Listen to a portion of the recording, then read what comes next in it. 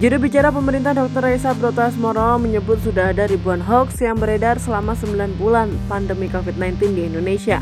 Salah satu hoax yang beredar adalah soal vaksin. Saat ini pemerintah sudah banyak mengulas terkait vaksin dan masyarakat diimbau agar dapat meluangkan waktu sedikit mencari informasi dari sumber yang valid. Hoax yang beredar menyebutkan vaksin adalah bibit penyakit serta ada yang menyebut vaksin mengandung zat yang berbahaya. Ini sungguh menyesatkan.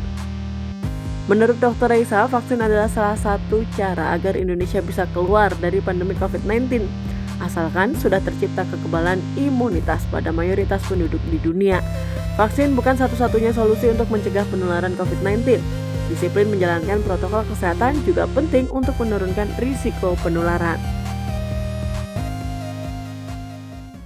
Masih sering bingung dengan informasi seputar vaksin? Apalagi dari pertanyaan-pertanyaan tadi, banyak juga nih yang bingung tentang aman tidaknya vaksin.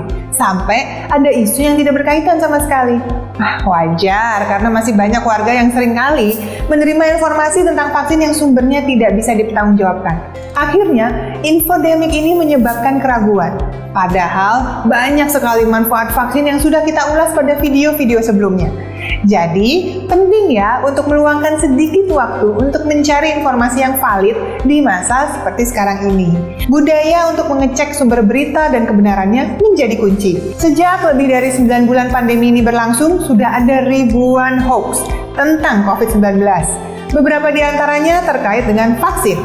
Yang pertama, katanya vaksin mengandung bibit penyakit, jadi sama saja dengan membuat badan kita jadi sakit. Wah, anggapan ini salah, karena vaksin itu terbuat dari virus atau bakteri yang sudah dilemahkan, yang fungsinya membuat badan kita jadi kenal, lalu jadi kebal melawan penyakit tersebut. Hal ini tidak sama ya dengan membuat tubuh jadi sakit. Nah, berikut ini adalah beberapa jenis kandungan vaksin.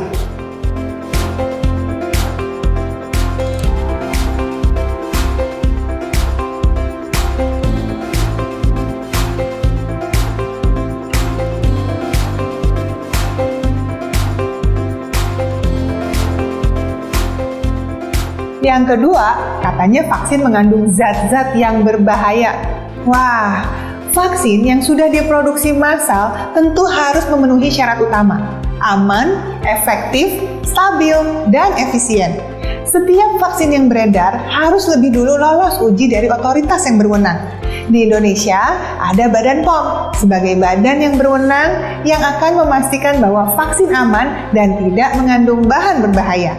Yang ketiga nih, kalau vaksin nanti sudah tersedia, berarti kita akan aman. Vaksin memang salah satu cara agar kita bisa segera keluar dari pandemi ini. Kalau sudah tercipta kekebalan komunitas pada mayoritas penduduk dunia. Tapi perlu diingat bahwa vaksin itu bukan satu-satunya solusi untuk mencegah penularan COVID-19. Disiplin dan patuh terhadap protokol kesehatan juga penting dan efektif untuk menurunkan risiko penularan. Jadi ingat, gerakan 3M ditambah lagi dengan vaksinasi tentu akan lebih baik. Masih banyak lagi mitos dan hoax yang beredar di kalangan masyarakat seputar vaksin. Nah, tugas kita adalah untuk memilah-milah mana yang benar dan mana yang bukan. Luangkan waktu lebih untuk membaca atau hubungi kontak hotline resmi dari Satgas COVID-19. Lebih baik mencerna informasi dengan baik kan daripada panik atau bahkan menjadi penyebar hoax.